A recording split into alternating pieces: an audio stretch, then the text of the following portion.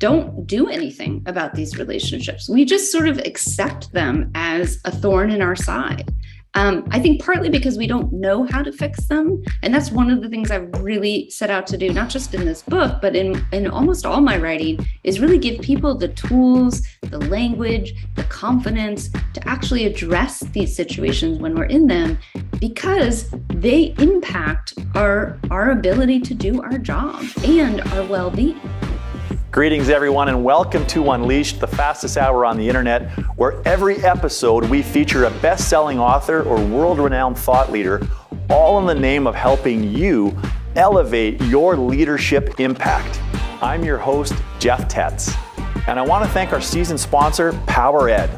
PowerEd is an award-winning division of Athabasca University who partners with organizations looking for impactful online learning solutions. Their on-demand online offerings include leadership, project management, artificial intelligence ethics, digital transformation, embracing allyship and inclusion, and digital wellness. Check out the team from Athabasca University at athabascau.ca.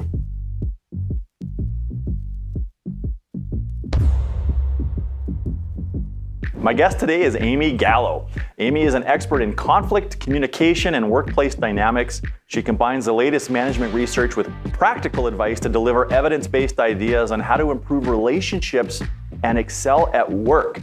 In her role as a contributing editor at Harvard Business Review, Amy writes about interpersonal dynamics, communicating ideas, leading and influencing people, and building your career. She's the author of 2 books, The HBR Guide to Dealing with Conflict, and her latest book, which she joins us to talk about today, is Getting Along, How to Work with Anyone, Even Difficult People. Amy, welcome to Unleashed. Thanks for having me. I'm excited to be here. So I've been following your work for a long time, and really I've been looking forward to this conversation. And I have to ask you though, before we get into your latest book, how did you become so passionate about improving workplace dynamics in the first place? Yeah, my early career, I started in the nonprofit world. Actually, I was doing HIV prevention work in San Francisco and then in Russia, which is a whole nother conversation. But then I went to management consulting, and which was a very abrupt change. But what I noticed and what I really observed in no matter where I was working, no matter the context, was that whatever beautiful strategy or vision or even execution you had planned, no matter what that looked like, it lived or died based on how people actually interacted. So if your CFO and your COO do not get along, you can have a perfectly well designed strategy that just doesn't come to fruition because of that tension and the way it impacts everyone who works on those folks' teams, the customers you interact with, right? It just, to me, seemed like the unspoken, denominator that really affects whether we're successful or not, both on an organizational level, but also on an interpersonal level, right? Very much my good days are often good because I've had positive interactions, and my bad days are stressful because of some snarky email I received or troublesome conversation I had to have. Yeah, I feel that. And that's kind of the work, that's the main work that we do with groups, is we help leadership teams execute better. And you're right, relationships, I think, is the fundamental difference between companies that execute well and those that don't. It's not often the lack of good strategy or ideas. That's important, but it usually is the people dynamics for sure. Yeah, and it's not, to be clear, it's not about friends, right? Like those people don't have to be friends. And I'm sure you see leadership teams that have a lot of mutual respect, psychological safety, open and honest dialogue. They don't have to like each other outside work as long as all of those elements are there. And that's what makes a team able to execute. Yeah, absolutely. So I want to get into your latest book now. So Getting Along, How to Work with Difficult People and Get Along with Anyone. And one of the things, the book is just filled with great information, first of all. But the other thing I really love about the book is that you've really designed it as it's like a working, living guidebook that people can continue to reference as they run into different situations. And so it literally is a book that you should keep at the corner of your desk for as long as you were involved in any kind of a team environment. So well done and congratulations on that. Thank you. Now, Thank you. how big of a problem are we dealing with here? I mean, how common is incivility at work? Hugely common. And actually, I really draw, unfortunately, and anyone watching or listening, I'm sure is like, yep, I've got that problem, right? It's rare that I'll tell someone what I write about or what I speak about, and they'll say, huh, I never faced that, right? Everyone has an example, either something that's going on right now or something from earlier in their career where they've either felt mistreated, disrespected, they just couldn't get along with someone. And the research really backs that up. I rely very heavily on in the book on the research of a Georgetown professor named Christine Porath, who really studies incivility. She's looked at it across industries. She's done really large thousands of people in her surveys, and 98% of people report experiencing incivility at work. I mean, it is staggering the amount that we see it. And then the impact, the cost to the organization, to, of course, to the individual, but to the organization of having to deal with that incivility is also quite large in terms of the impact on creativity, productivity, resilience, team dynamics. There's other research I cite in the book where people looked at the difference between high-performing teams and low-performing teams and really connected it to the quality of the interactions between the people on the team. So we're talking very high stakes and a very broad problem that I think almost everyone can relate to.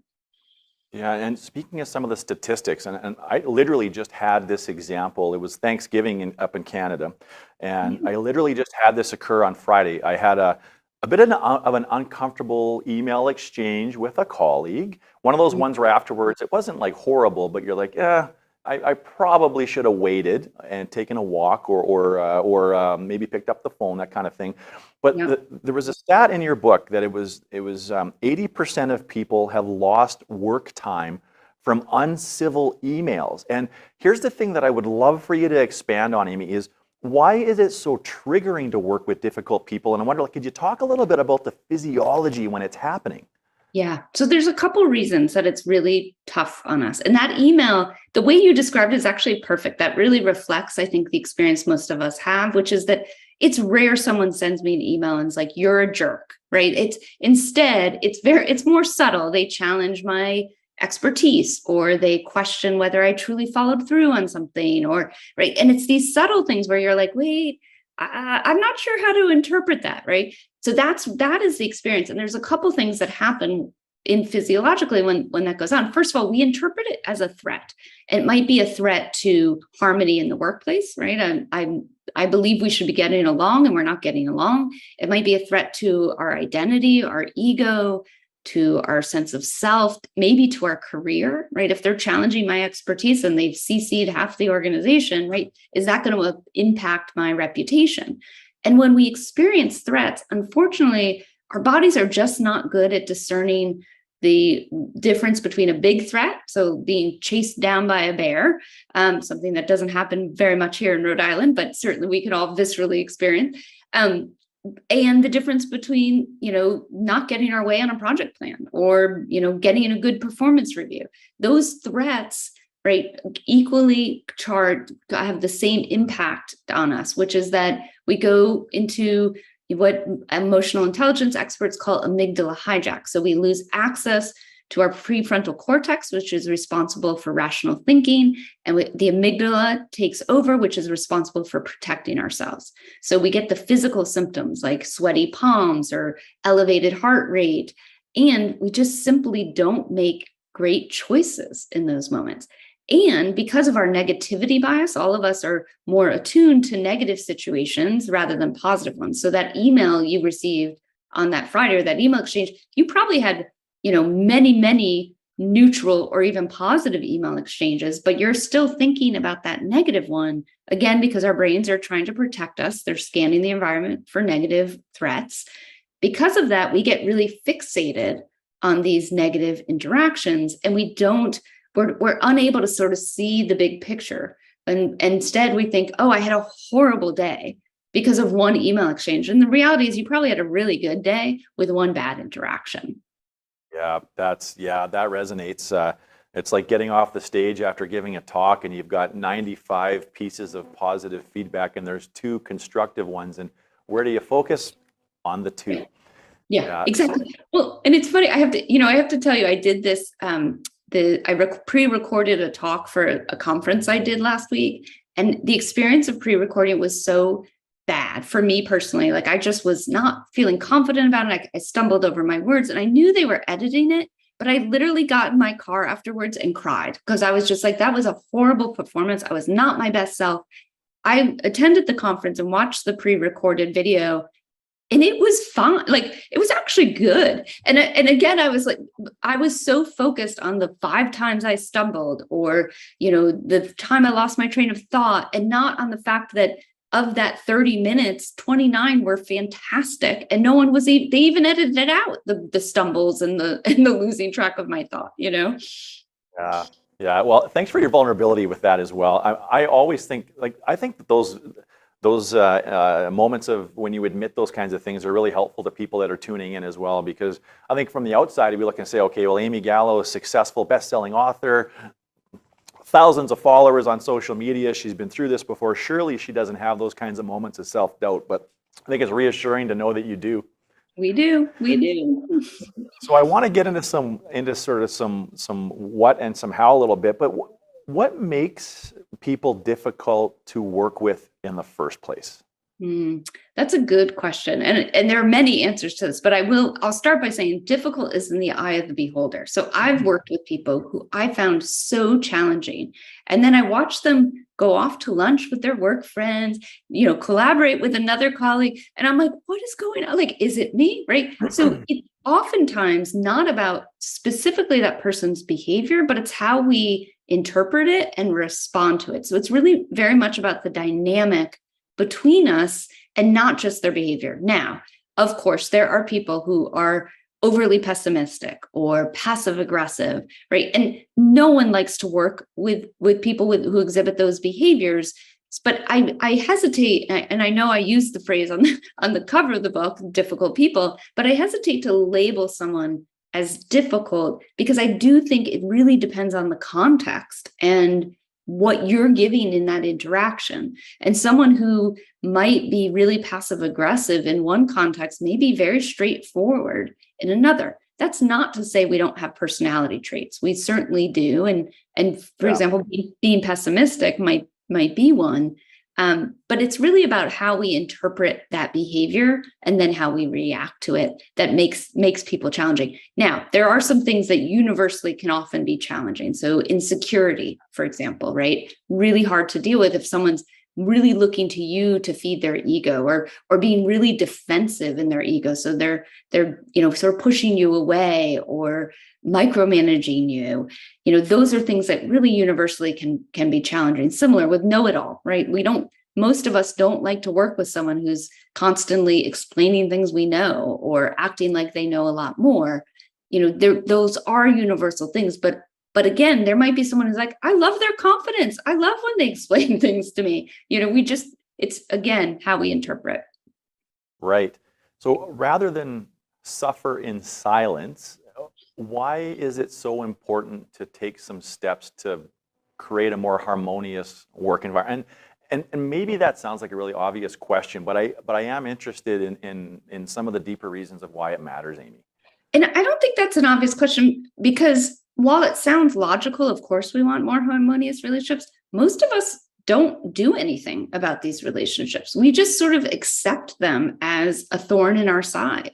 I think partly because we don't know how to fix them. And that's one of the things I've really set out to do, not just in this book, but in almost all my writing, is really give people the tools, the language, the confidence to actually address these situations when we're in them, because they impact our ability to do our job and our well-being. So, if you have, someone who is, let's just say, a political operator, someone who's really focused on their own career, does not care if they step on toes or even harm other people's careers to achieve what they want to achieve, right? That's going to be that's gonna, you could say, oh, I'm just going to ignore it, right? I'm just going to let that slide. But ultimately, there's going to be harm and cost to working with that person. And if you just pretend it's not happening, you're missing out on an opportunity to maybe further your own career, or B, maybe even have better well-being at work. I think there's this sense, and I don't know if this is particularly US with our Puritan roots, but there's the sense that there should be a good amount of suffering that goes along with work. And I don't think we need to suffer, right? Why should we endure these really negative or even toxic interactions when we have tools that are that are available to us, that we can turn things around? Right. Yes, that's a great segue. Now, you have done such a great job of labeling the cast of characters. And so I actually want to list the cast of characters, the types of difficult people we encounter. And I can imagine anyone listening is going to be like, yep, check, check, check. Dealt with that one, dealing with that one, avoiding that one. But the common cast of characters you say that we deal with at work in terms of difficult coworkers: the insecure manager, the pessimist, the victim, the passive-aggressive peer, the know-it-all, the tormentor, the biased coworker, and the political operator. Now, are some of those personas more common than others? I call them archetypes in the book, although someone recently called them patterns of behavior, and I liked that better. It made me, I was like, oh, I should edit the book. But because I do think, because I don't, one of the risks of these archetypes or these personas is that we use them as dismissive labels, right? So if I'm dealing with someone who's passive aggressive, it's easy to just say, oh, they're passive aggressive, not worth my time, right? Or even worse, it's very easy for us to fall into confirmation bias. So once someone starts acting passive aggressively, then we see everything they do through that lens. So the archetypes are really meant to help us get the advice we need for our specific situation. So if you're dealing with someone who's a pessimist or who plays the victim, you can turn to that chapter, find the tactics you need, because there is research that shows what tactics actually work. Now, I do feel like these sort of patterns of behavior there are some that I get asked about more often than not. And the one that I can always count on whenever I do a talk, it's going to be the first, second, or third question is, how do I deal with passive aggressive behavior? That is one of the most common ones. And if you think about it, I'm sure you, like me, can think of many times that we ourselves have behaved passive aggressively. It's a tactic that we do all sometimes use to get what we want, or we think it'll get us what we want. So it's sort of a universal behavior. So that one is very common. The other one, and this is why it's the first one in the book, is the insecure boss. And there's good reason that bosses behave insecure. Oftentimes people get promoted beyond their capability. Oftentimes filling that role of a leader or a manager, you just aren't sure you're doing it well. There's not good measures of what good leadership looks like. So there's a lot of insecurity that goes along with that. But those are the two that I find tend to be most common: the insecure boss and the passive aggressive peer. That makes really good sense. And I like how you phrase that people are sometimes promoted above their level of competency. So it's not necessarily all their fault. Now, when I read the book, there were certainly some universal tactics and strategies to deal with at a high level, and then there's some customized strategies, and I'd like to cover some of both. But I think, Amy, a good place to start would be, no matter what challenging situation that you run into, and even going back to what you said earlier about trying to calm your amygdala, what are a few things that somebody could do regardless of the type of archetype or pattern of behavior they run into? Yeah. So there is actually a chapter 11, that's the 9 principles for getting along with anyone, that really are meant to be sort of the touch points that anytime you're dealing with someone, whether they fit one or many of the archetypes, or maybe they defy categorization altogether, right? These are the touch points that you really want to go back to. And these will help you get out of amygdala hijack if that's where you've gone, because it helps you to sort of remove yourself a little bit from the situation, start to see it differently. And I'll share just one or two of those for you. And then we can, if you want to dig into others, we can, of course.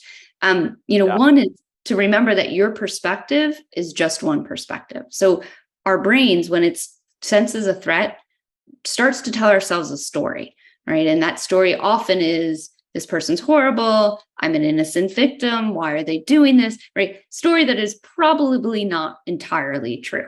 And so one of the things to remember is that how you're seeing the situation is likely flawed. It's based on assumptions you've made. It's based on your unique perspective and your experience.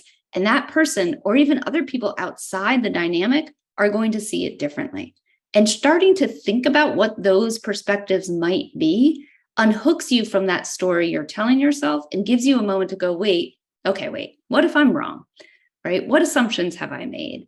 How would someone else see this? How is that other person seeing this situation, right? Putting yourself in their shoes just for a moment to both help you see a different perspective, but also to give you a little bit of empathy. Because the more sort of charged you go into the conversation, or sending that email you wish you didn't send because you're just angry and you sort of rattle it off, right? All of that is going to, it happens very quickly. And we really have to sort of catch ourselves before we fall into those really, what we later regret as actions that we wish we hadn't done.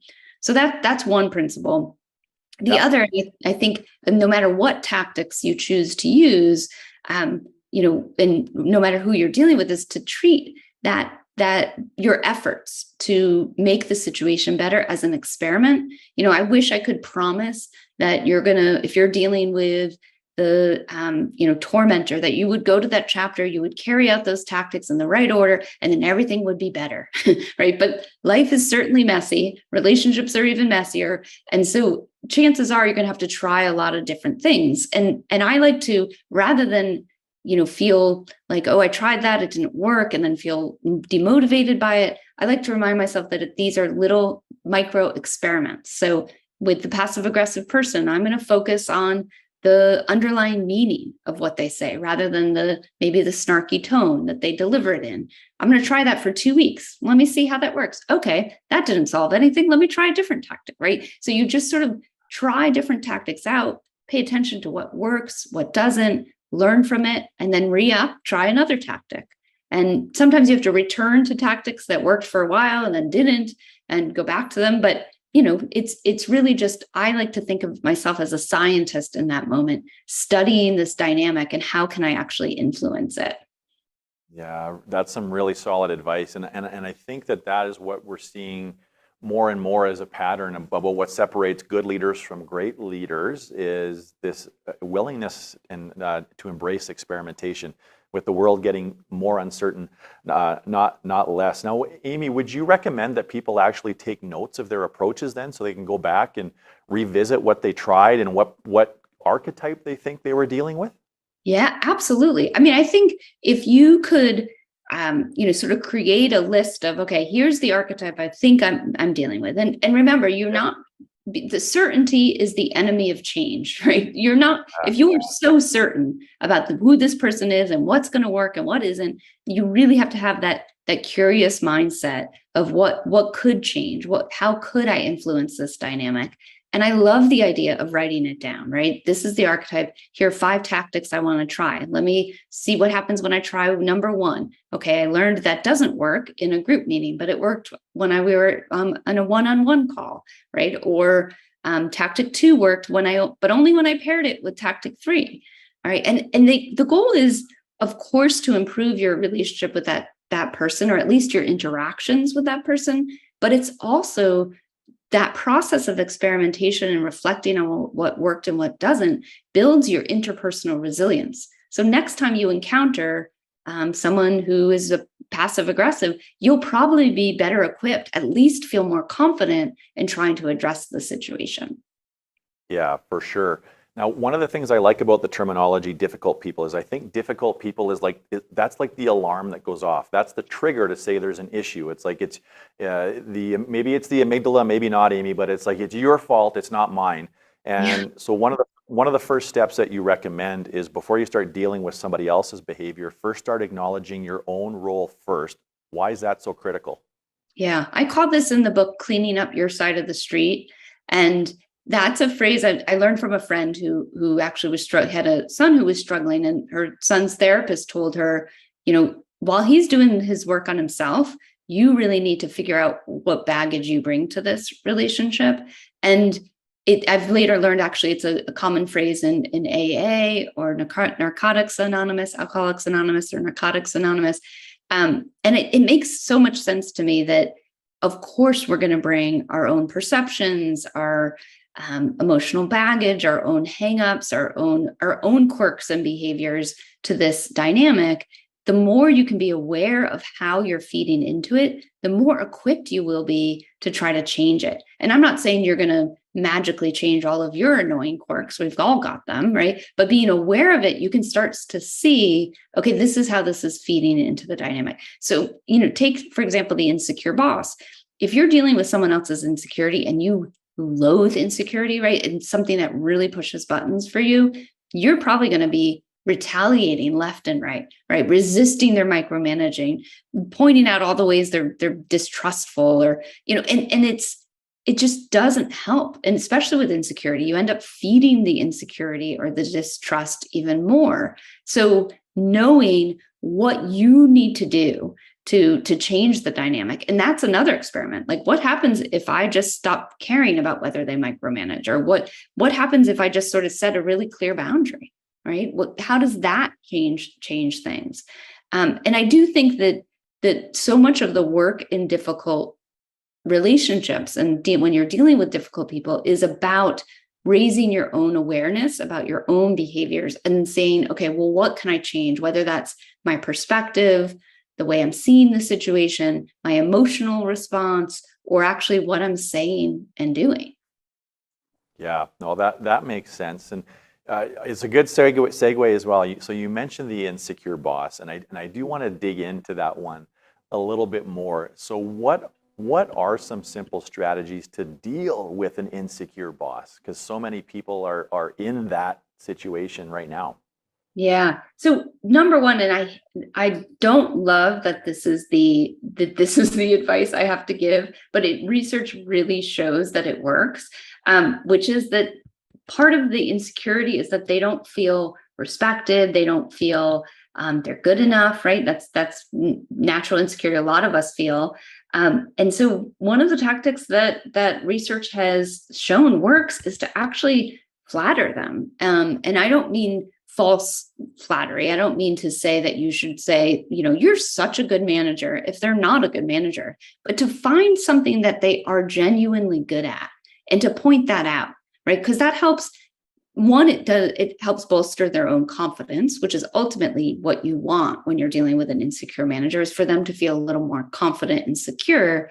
But it also, shows that you trust them. Because one of the sort of behaviors of the insecure manager is they're constantly scanning for, do people think I'm okay? Do people think I'm okay? And if you signal that you don't think they're okay, you then become the problem in their mind. And so really it can both help bolster their confidence, but also start to create an alliance. And that alliance, I think, is really key. Now, this will be the last thing you want to do with an insecure manager, because they're going to really push your buttons, and you probably want to spend less time with them.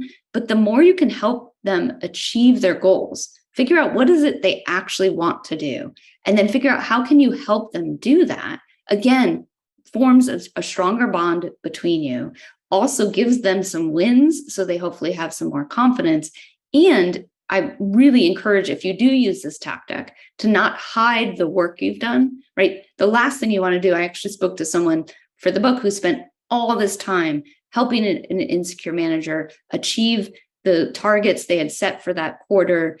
The insecure manager got all of the credit, and the person who I was speaking to actually was so upset because the boss got promoted. And so they're like, wait, I just helped this insecure person who really actually doesn't know how to do their job succeed, and I'm sort of left behind. So you have to make sure while you're doing it that it's also a joint win, so that you're making clear how you participated in the project, how you helped out. That might mean attending meetings where the boss is presenting about the project. That might mean sending some of the emails about it. So people associate you with it as well, but in a collaborative way with your boss.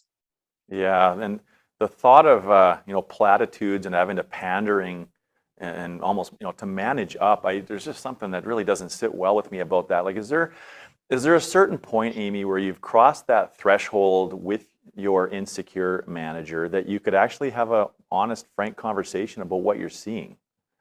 Yeah, and that's true. So you'll notice in the book, a lot of the tactics are sort of these softer, more subtle tactics where you don't actually have to address the behavior. You don't have to say, wow, you're insecure, or wow, you're passive aggressive, because that often doesn't work. But like you say, a lot of those tactics don't sit well with people and they just don't feel comfortable doing them, which I totally respect.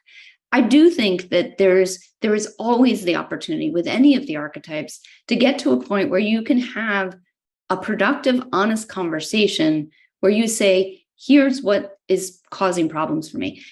You have to be careful, though. Telling someone who's insecure you're insecure really is just going to make that worse, right? So you have to focus on the level of behavior. And I describe in the book, in one of the later chapters, a tool called the situation behavior impact feedback tool. So, for example, with a know-it-all, you might say, in that meeting, right? That's the situation. You interrupted me twice. That's the behavior. And the impact is that I didn't feel like I was respected and I didn't get to say what I really was thinking. And so, and then you might even describe the impact not just to you, but the impact to the team, which is that we also signal to the team that it's okay to interrupt. And I don't think that's a good message to send, right? So you're really being very precise about the behavior that is causing you problems. Because I think with any of these archetypes, it can be very easy to just be like, that person bothers me, or they're just, we have a personality clash, or and what you want to get to is, well, what behaviors exactly are creating problems and how are they creating problems? And can I make a request around that, right? So the request may be, can you please not interrupt when I'm speaking? Or the request may be, can you trust me to do this project? And can we check in less often? Because I'm starting to feel micromanaged. I know that's not your intention, but that's how I'm feeling. So just sort of to really focus on the behaviors that you would like to see changed and why you want them to change. Yeah, I could see how that would be effective. As a company and organization grows, Amy, there are what I would call invisible landmines. And we sort of all know the saying that people quit managers, they don't quit companies. As a company starts to grow, how can senior leaders be scanning more intently to see if there are insecure bosses in their organization and maybe take steps to mitigate, avoid, and improve it? Yeah. Well, there's a couple things I think that happen. I talked about in that chapter, I talk about some research that shows how many leaders actually feel insecure, right? And they're really questioning whether they're equipped. Some people call this imposter syndrome, but first of all, recognize that insecurity is a normal human feeling, right? If you have zero insecurity, you're in that very small elite group called psychopaths. And so insecurity is a good thing. It causes us to reflect. But to answer your question, when as a leader, when I'm looking at who I'm promoting, when you do promote someone, make clear why you think they are equipped, right? So feed that sense of self for them, of what exactly you think they can do in that role that someone else may not be able to do. What's the reason that they got promoted? That could, again, trying to bolster their confidence. Yeah, no, I can see how that would be really helpful. And I think it just emphasizes how if anybody that's in a senior leadership position, they must be working on creating safe spaces for people to be vulnerable, and which means they have to go first. But if we know that it's common for managers to feel that imposter syndrome and this high level of self-doubt, I would hope that we can sort of lead from above to create those environments to say, hey, this is normal and we're going to help you work through it. So that is awesome. And even saying that, right, is that, saying that it is normal to feel insecure when you first take on the role of the manager, right? Or To say, even tell a story of when I first started, here's what I thought management was. And I tried to prove myself by doing this, this, and this. And then I realized, oh gosh, that actually is not what's really required of the role. This is what's required. And this is how I understood it. And also, I think that the other challenge is that when managers get into that role, there is this sense of you're on a pedestal, people are watching you, people are judging you, and you feel like you have to be perfect. And to really normalize managerial mistakes that and really talk, that's creating that psychological safety when you can talk about the fallibility of your managers. That's going to give them the permission to acknowledge that they feel insecure, because most of the problematic behavior is not so much about the core insecurity, which, like I said, everyone feels. It's more about the behaviors that people exhibit in trying to hide that insecurity or to compensate for that insecurity. And those are the behaviors that really cause problems for the people that they manage. Yes. If every company that was putting managers through leadership training or just about to promote somebody into a managerial position just highlighted the common emotions that somebody feels once they're in that role, imagine what that would do to the safety of the organization. And I think it's safe to say that that very rarely takes place. Yeah. Well, and I think we unfortunately, we reward in most organizations, we reward overconfidence rather than vulnerability. And it makes sense that actually this is the work of Tomas Chamorro Premuzic, who talks a lot about competence versus confidence. And, he says, which is absolutely true, is that we're not good at measuring what a good manager is or what a good leader is. So instead of measuring it, we actually just rely on the person to tell us how good they are at it. So the more confident someone is, we're like, they're a great leader, they're a great manager, but it's often just bluster. And then we're not measuring the competence, we're measuring the confidence. And so when, like you said, if we just said to folks, these are the common emotions you might feel insecure, you might feel afraid, you might feel vulnerable, you might have moments of overconfidence even, and those are normal. I think that would help us make sure that people don't feel like they have to constantly put themselves out there as, I'm a great manager, I'm a great leader, I'm competent, right? But they can be honest about what they're feeling at any given moment. Let's talk a little bit about pessimists and maybe in a bit of a different way. Now, you talk about some research in your book that suggests that pessimists have a propensity to be promoted. And I just thought that was so counterintuitive. Why does that happen? Yeah, and actually there's really interesting research that shows that people who are cynics or pessimists tend to actually, we afford them more authority or more power because they tend to be counterintuitive, right? So, and oftentimes we really reward people who are positive and optimistic, but when someone comes in and goes, no, here are all the risks, we start to listen to them because it's different than what most people are saying. And it really tunes into our negativity bias, right? So then we're like, oh, right, yes, there are all these risks. Thank you so much for pointing them out. I talk in that chapter also about motivational focuses. So like there's a sort of notion that people are either prevention focused, which is where the pessimists fall into. So they're really focused on pointing out the risks. They tend to move slowly. They tend to be sort of more negative about whether things will work out or not. And then there's people who are promotion focused, very focused on the opportunities, what could happen. And that's just a normal divide in how we think about the world. The trouble with the prevention focus and the pessimist is when that becomes an obstacle to actually getting things done. And what we know, both positive and negative emotions are contagious. Then that negativity or that pessimism becomes contagious. And then other folks feel not empowered, or they don't have a sense of agency that they can affect the outcome, which is really, you don't want to take that away. That's one of the real problematic issues with the pessimist is, a negative outlook isn't the worst thing, especially if you pair that person with someone who has a more positive outlook. But once you get into that sense of agency, that they don't feel like they can change things, that this sort of negativity is destined, there's no there's no control. We have no control over the outcome. That becomes really problematic because then you start to see stagnation, lack of innovation, et cetera. Right. So, Amy, let me know if I'm labeling this sort of correctly. Would someone that plays devil's advocate be the same thing as a pessimist? Yeah, yes, certainly. The difference would be with the devil's advocate, is that it might be a role that they're playing in that moment. It may not be their outlook on life. And in fact, one of the tactics I recommend for the pessimist is to actually give them that role to play, because chances are they're very good at pointing out all the risks and downsides, where things could go wrong. And you want someone to do that.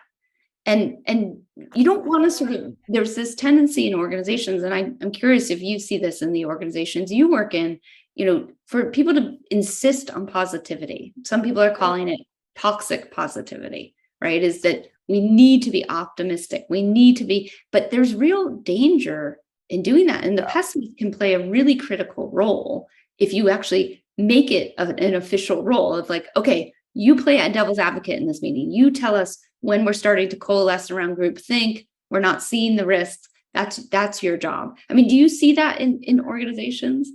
Yeah, well, so certainly, and I think my lens into that is that the sort of the toxic positivity is a close cousin of like toxic certainty, and like toxic certainty is not necessarily a term that's been coined yet.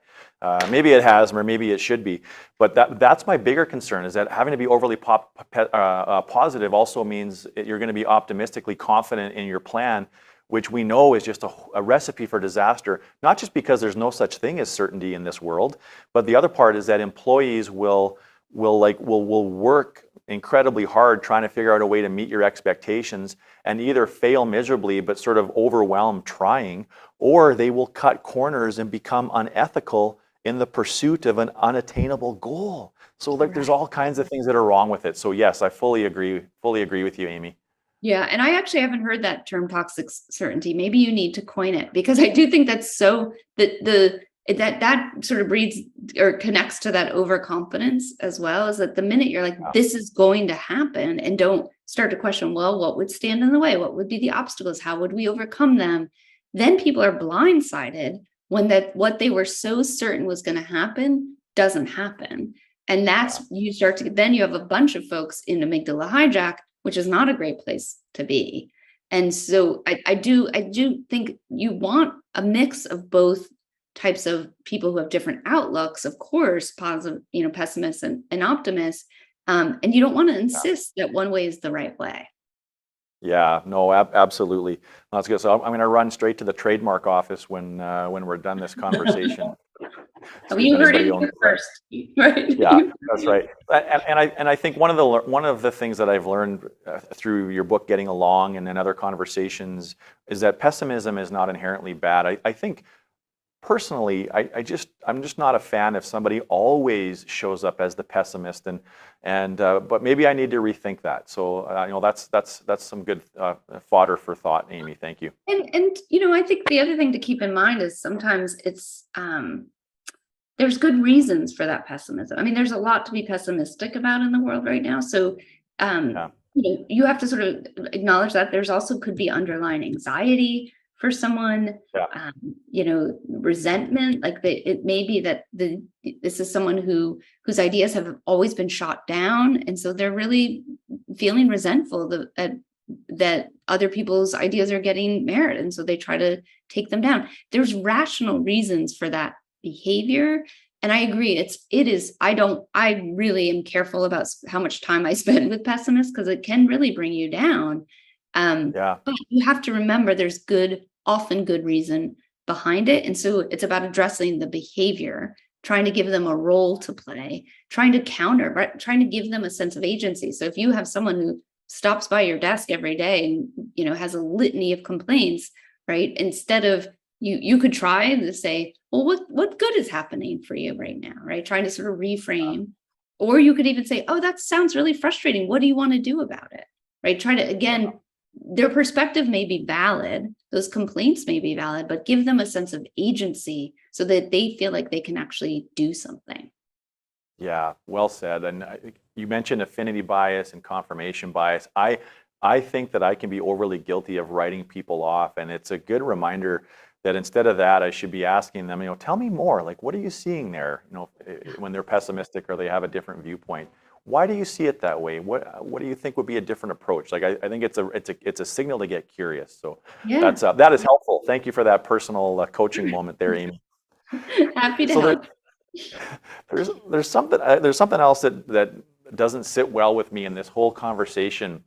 Is I've loved the conversation, but the thing that I have a hard time with in all of this is it seems like the burden of effort always falls on the person that's more self-aware, and it just seems really and at this period of time in particular, we're coming through like 2.5 years of a pandemic, all of these stresses and burdens on people, and now we're also saying like you also have to now manage other people that are showing up in a really uncomfortable way or a difficult way. Like, how do we reconcile that? Yeah. And I'll be honest, this is something that doesn't always sit well with me. And when you ask that question, I'm like, I want to say like, I'm sorry. Yeah, that is that is the reality. And a lot of a lot of this book does require the reader to be the adult in the room, and for lack of a better term. And there's a couple of things I'll say about that. Number one, I do think it's an unfair burden. However, would I rather be the person who's less self-aware and causing problems for everyone? Absolutely not. Right. Also, don't see it, try really hard not to see it as something you're doing out of generosity for them. I believe in being generous and kind to people, but ultimately, the reason you're trying to repair this relationship, or the reason you're using your self-awareness or your ability to regulate your emotions in order to try out some of these tactics is for you, right? It's not about them. It's about you and what you need from the organization, what you need from the interaction, you being able to move your career forward. Now, if you're not getting anything from it, if you've tried and you have acted like the adult in the room and they're just not reciprocating in any way, then it's time to set up boundaries, right? I'm not telling you to this shouldn't be a bottomless pit of your effort where you just keep giving, and they don't give anything back. At some point, you can cut your losses and say, okay, like I need to reduce the amount of time I spend with this person. Maybe I even need to look for a new job, right? But I do believe ultimately you're going to learn something, even if they don't reciprocate, even if it doesn't go anywhere. In your efforts of trying out these tactics, I think you're going to see that you actually learn a lot about yourself. It improves your other relationships. That's one of the things that's really clear to me is when I've had to set boundaries with I'm thinking of someone in particular, right? When I've had to set boundaries with a political operator, right? It helped me see how I could set boundaries in other relationships that were healthier.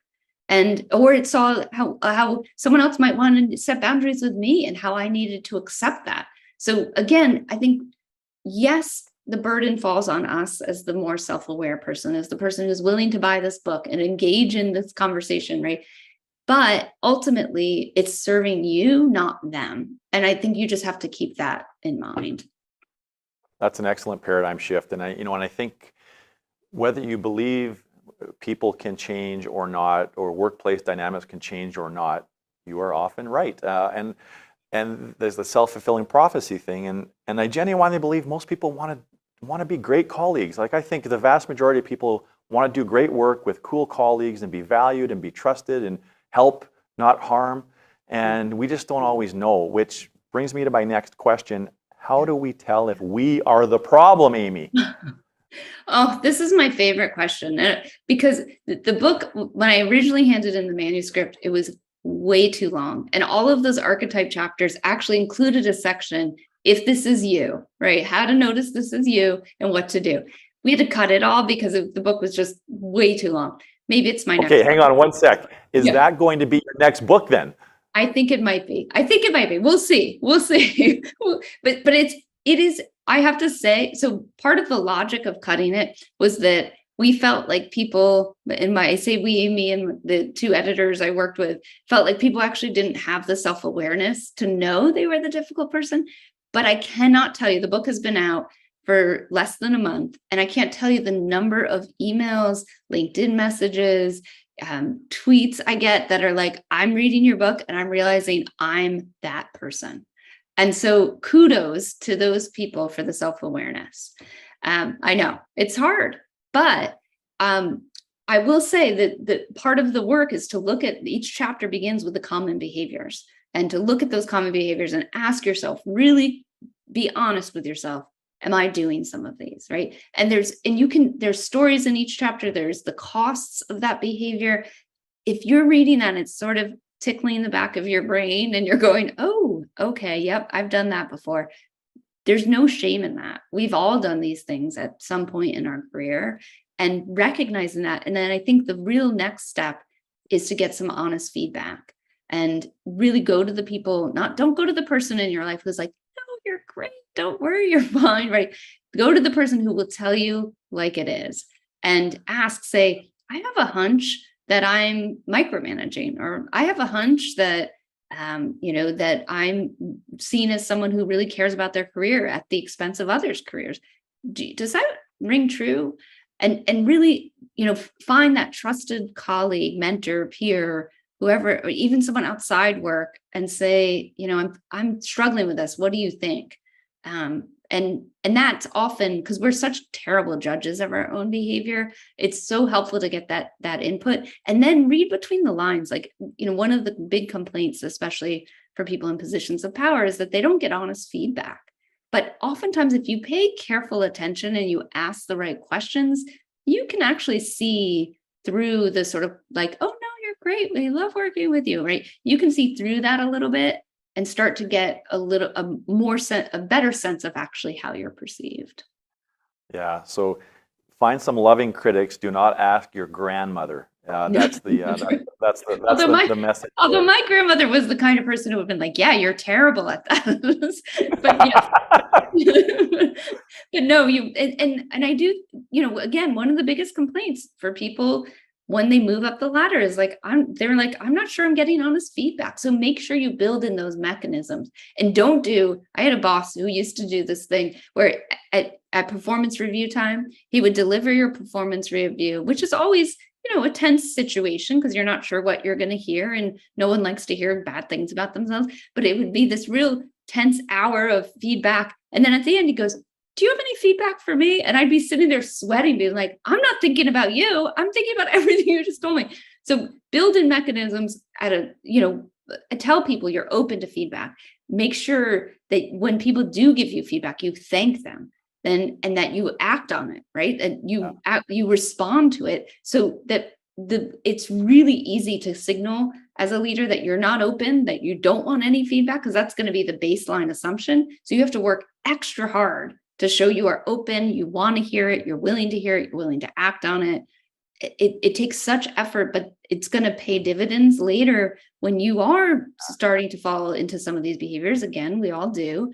And at least someone on your team is going to be like, there's something you do that's really driving us all a little nuts. Yeah, and I am so on board with this. I think there's a growing theme here and a consensus that fallibility is an essential part of exceptional leadership. Like, I'm just so here for that, because it takes the pressure off being perfect, and boy does it change the dynamic, the psychological safety and everything else that comes along with it. So that's a great reminder there. Amy, I know you're very well versed on gender differences in the workplace, and it's a big topic, and we've dedicated entire episodes to this issue. But there is something I would just love your perspective on. So number one, you talk about some research that suggests that women may be more prone to passive aggressiveness, okay? Mm-hmm. And here's the add-on to it, though, is this just seems like such a slippery slope for me, because if women are already disadvantaged in the workplace and they resort to these undesirable behaviors, it only widens the inequity. And I know it's a loaded question, but could you touch on why it happens, and how can people like me do a better job of trying to solve this in some small way? Yeah, so and actually I'm glad you pointed to that research on passive aggressive behavior, because what the challenge is, and this comes up very much in the chapter on the tormentor too, is someone who you expect to be a mentor but actually is set on making your life miserable, is that there's two layers to the gender bias. Number one, the way we perceive women's behavior at work, we have a narrower range of acceptable behavior. So when a woman advocates for herself, for example, or displays expertise, we might label her as a know-it-all, right? Or if there's someone who, a sort of straightforward, very even brusque comment coming from a man would be very interpreted very differently than if it was coming from a woman. So we have to remember a lot of it is in the perception. The issue with the passive aggressive behavior is, and what we see is that people who are outside the traditional power hierarchy, so don't normally have access to power in an organization, will use passive aggression as a way to express how they're thinking and feeling, because there's not a way for them to do it in a straightforward, honest way, or for them to still retain their power while doing that. So there's gender bias both in our perception, but then there's gender bias that motivates some of the behavior. Now, I don't have an easy answer for you about what we can do, except very first thing is to raise our awareness and really question when we start to see passive aggressive behavior, instead of being like, oh, typical woman, or like that's just so unpleasant, I wish she wouldn't do that, is to ask yourself, okay, why would that be happening? Is it because this person doesn't feel safe expressing what they truly think and feel? And what can I do as a person of privilege or person of power to make it safer for them to speak up, right? And that fallibility is a big part of it, right? Of being vulnerable, making sure that people feel comfortable, admitting mistakes, doing things that aren't always exactly right. But also raising the collective awareness around some of these biases that we all bring to the workplace, to make sure that we're not not pigeonholing. What's the phrase I want to sort of pushing people into a corner, backing them into a corner. That's the phrase I was looking for, of backing them into a corner of unproductive behavior. And that's, asking yourself, is this organization, does it allow for people with that identity to be straightforward and honest, or to do the things that I wish they would do? And oftentimes the answer is no. So then the question is, okay, what changes can I make in the organization, or can I call out the bias when I see it to make it this safer place for these folks? Yeah, thanks for that articulate explanation of it, Amy. And I know it's a very complicated topic, and I think the more that I learn about these kinds of dynamics, just the more there's periods where I become very disillusioned, because it just seems like there's so many naturally occurring dynamics, tendencies, biases, and beliefs that perpetuate these issues, even inside of organizations that want to do better and be better. So, anyways, I appreciate you going down that path with me. Yeah, well, and there's a DEI expert who I have so much respect for. We've had them on the Women at Work podcast. Their name is Lily Zhang, and Lily really talks about how creating inclusive environments, fighting bias at work, is oftentimes really just about being a good manager. So creating an environment where people feel safe to speak up, paying attention to who's dominating meetings, right? Setting norms about how we treat each other, right? All of that really, it's basic management, things we should do as good managers, but it also helps to counter some of the bias and undermine some of the bias that shows up. So I think sometimes we think, well, what are the special things I can do to counteract some of these biases? And truthfully, the special things you can do is create a healthy organization where anyone can thrive. Yeah, no, that's good. That makes it seem like we have a lot more license over changing it, and it's not some a big massive thing that is not solvable, because it's just such a big obstacle that we don't even get started. That's right. We touched on insecure bosses. Now, the most, probably one of the most troubling dynamics is if you have an abusive boss, and it's all too common. And I think oftentimes the solution ends up being find another job, but quitting another job can be reactive and not the best thing for you in the short term, and maybe even in the long term. So you recommend that empathy is a bit of a neutralizer for an abusive boss. Can you explain how? Yeah, so one of the things that we know about abusive supervisors, oftentimes it's not something that's like wrong with fatally flawed with them, right? And actually, there's really interesting research that shows that any of us are capable of becoming an abusive boss in the right circumstance, which I think a lot of people think, no, that would never be me. But the research shows in putting highly competitive environments where you're highly criticized, where you're made to feel insecure, right? It can bring out that worst behavior in any of us, especially if we see the abuse happening at the level above us, right? Or we see it happening around us, and those people aren't suffering any consequences or actually being rewarded. So, that's one thing to keep in mind, and have some, when I say have some empathy, it is a tall order to ask you to have some empathy for someone who is essentially torturing you, right? Emotionally, psychologically. I don't mean that you have to sort of give them good graces. I simply mean put yourself in their shoes to try to understand what's motivating that behavior. Is it that they're under an extreme amount of pressure from the people above them? Is it that maybe their career is on the line for this project, and so the tension is really high? It's not meant to be generous toward them as much as to give you some insight into what might be motivating the behavior. Some of my other favorite research about abusive supervision is that we actually have the power to neutralize some of that behavior by changing the power dynamic. A lot of times abusive supervision is a result of feeling like they're immune, right? They can do whatever they want to the people below them and nothing will happen. If you can show them that they actually need you, right? Either find an area of expertise that's critical to the division you work in, or help them knock it out of the park on a project they really care about. If you can show you have value to them, that can change the power dynamic. It's not always easy to do, but the research shows it actually can work. That said, I will also say, as you pointed out, it is not worth it to stick it out with a boss who is dehumanizing you, demeaning you, undermining you left and right. Those are behaviors that take a huge toll on our well-being. And it is rarely worth it to stick it out.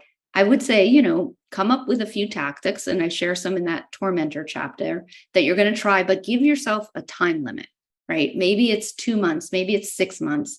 And say, if these 3 things don't change, or if these 4 things don't change, I'm going to start to brush up my resume. And I will also say, remember, you are in control of the situation. Having an abusive supervisor can feel like you're really subjected to that person's behavior, but ultimately you decide whether you stay or go. And that, I think, having that agency can remind us it's not completely out of our control. We have the ability to make change. Maybe we even have the ability to draw boundaries around how much we think about that person or interact with that person. And that can help us feel a little bit better about a suboptimal situation. Yeah, that makes sense to me. Amy, when I was getting ready for this conversation, I was reflecting on all the different archetypes that I have encountered in my career. And this is literally on a walk last night, and it sort of just hit me, was that in every single situation, they have served as mirrors to remind me of my own crappy behavior. And I wondered, if you think there's any truth to that.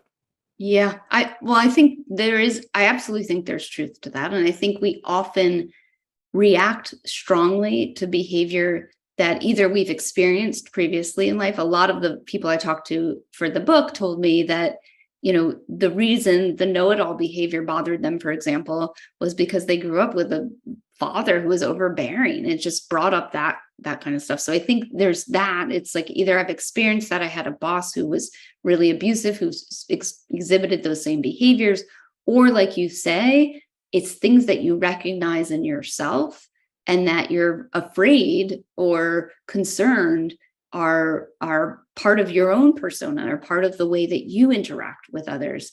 And it's that, I mean, that is a level of self-awareness that I think most people don't have, but it can be hugely beneficial if you're dealing with someone who, again, is pushing your buttons. You know, they didn't create the button, they just pushed it. So think about what button, how did this button get created? Why is this so problematic for me? What about this is challenging? What am I afraid of? You know, and especially if the difficult person you're dealing with is your boss. I've had people tell me, which I think is just such a smart tactic, is that they used the experience to start cataloging what they did and did not want to do if and when they became managers. And I would even go so far as to say, make a list, right? Take a piece of paper, fold it in half, things I want to do, things I don't want to do. And that, you know, most relationships at work, your reporting relationships, are time limited, right? It's rare you're going to be reporting to the same person your whole career. So just remember that this will pass. You'll move on. They'll move on. But what can you take from that situation? Even if it's just, even if you found yourself miserable most of the time, what did you learn from it? That at least gives you some value from what's otherwise a really unpleasant dynamic. Yeah. Do you think people know when they are behaving badly and they're just not in a position to own it for various reasons? Or do you think it's more so a blind spot? I think it really depends on the person and their level of self-awareness. My guess is as a coach, let me just say, as a leadership coach, I can tell you most of my clients don't know right away what the feedback is going to be. They may have a hunch, but they don't really understand how they're perceived. And that feedback is so valuable because it helps and they start to connect dots of like, oh yeah, that performance review I got, okay, yep, no, that makes sense. And they start to see the bigger picture. But the first step in any coaching engagement is to increase the person's self-awareness. So, you know, does anyone get up and say, wow, I'm going to be the best know-it-all I can be today and torture my colleagues with my mansplaining and my, you know, like, no one said. I think there's a very small fraction of people who set out to make their colleagues' lives miserable. Very, very small fraction. I think more often it's more about trying to protect their ego or trying to prove themselves, or feeling powerless and trying to gain power in a particular way. I think it's very basic motivations that cause us to do these things. And I don't think they even know. You know, I even think I have a dear friend we talk about this all the time about, who often resorts to passive aggressive behavior. And it's funny when you point out, she's like, really? You think that's bad? And it's like, yes, what you're actually feeling is this, but you're saying this. She's like, oh, yeah, I thought it was just being more subtle, you know, and I just don't think most of us aren't equipped to see that. My colleagues at HBR, when I you know, anytime I talked about the book before it's coming out, they're like, can't wait to read about us. That's going to be, I was like, none of you are in the book. Will you please stop? And truthfully, none of them are. I actually am. I don't know if it's luck or if as I've gotten further in my career, I've just made better choices about where to work, but I do have truly wonderful colleagues right now. Of course, some of us resort to the behaviors in the book, as I admit I do myself. But, you know, there's some stories. I've been nervous. I'll be honest. I could check my emails sometimes and think there's two people in particular I think are going to recognize themselves in the book and reach out, but they haven't yet. So we'll see. I actually was calling a friend who knows one of these folks, and I said, "Do you think she's gonna notice?" And she's like, "No, she thought she was fine. Like she doesn't, like, you know," which was part of the problem, right? Is there was just the lack of self-awareness about the impact she was having on the people she worked with. Yeah, no, that's good. I could see how that'd be sensitive. I think it was Give and Take that Adam Grant wrote a number of years ago. He talked about this dynamic where there can be like unlikely strong relationships and bonds that are created from between adversaries. And so I was wondering, is there a difficult colleague that you have worked with through the years that has ended up being like a significant fixture or a difference maker in your life? Oh, that's interesting. You know, most of the difficult colleagues I have worked with, I actually think have become significant fixtures, not in my life, but in the sort of in my psyche, because they have taught me, one, they gave me a lot of interpersonal resilience to deal with other difficult colleagues who came along, but they've also taught me, as I was talking about with the manager, what I do and don't want to do in an organization. Now, I'm trying to think, is there anyone who I really saw as like an enemy who then became an ally? No, you know, I think in most situations, it's that the success has been neutralizing that relationship. So not turning it into a BFF situation, but more that the impact of their behavior just became less significant to me. And for me, that's the real win, is that it's rare. I of course you hear about these stories of people. I mean, I think about like Devil Wears Prada, right? Like this person who tortures you becomes your biggest, mentor. And I do think that happens, but I think the more likely scenario and the goal I really encourage people to strive for is to neutralize that relationship, so it doesn't keep you up at night, so it doesn't become the focus of your holiday weekend, right? That it just becomes, oh, well, that was unpleasant, I'm moving on. All right. And not become such a thorn in your side that you can't do the things you want to do at work. Yeah. You mentioned that you've had kind of surprisingly, perhaps, or unintentionally, that people have been reaching out to you less about help dealing with difficult colleagues and more about trying to figure out how maybe how they show up as a difficult colleague themselves. And that really like resonated with me and spoke to me. And I wondered, because I just picture a whole bunch of people struggling because they want to do better, they just don't know how. And you have been at this as young as you are for a long time. And I have to ask you, what does it mean to you that you are having such an impact on people at work, which then transcends their entire lives? What does that mean to you? Oh, that is a really good question. And actually it's something no one's asked me before. And I think when you put a book out into the world, or you put an article out, I've written hundreds of articles for HBR, you put that out in the world, it's actually a very lonely, well, I wouldn't say lonely, but it's a very focused experience. So, I will write something by myself sitting here at this desk, I'll send it to my editor, we may talk about it, and then it goes out in the world, and you don't really, and there's this focus, especially in our world, on metrics. How many books did you sell? What's the Amazon ranking? But I will say the things, when I think about what I'm proud of, it's tiny little comments on an article or a tweet someone sent out, or oftentimes people will write to me through my website and just say, I want you to know. And actually, I remember this one person was dealing with an incompetent manager, not an insecure. And I had written an article about that years ago. And I got this email, it came in at like 1 a.m. And this woman said, I was up at night, so stressed out about the situation with my manager. And I read your article, and I just want you to know it's helped me so much. I'm going to bed feeling confident that I can handle this situation. And that was just like, it meant the world to me that I could help someone who's feeling, because we've all been there. We've all been up at 2 a.m. thinking about this colleague or our boss or someone we manage, and worried that we haven't done them right. And to think that I've helped someone deal with that stress, and then maybe actually even change their behavior so that other person is also positively impacted, it really means the world to me. That's a beautiful story.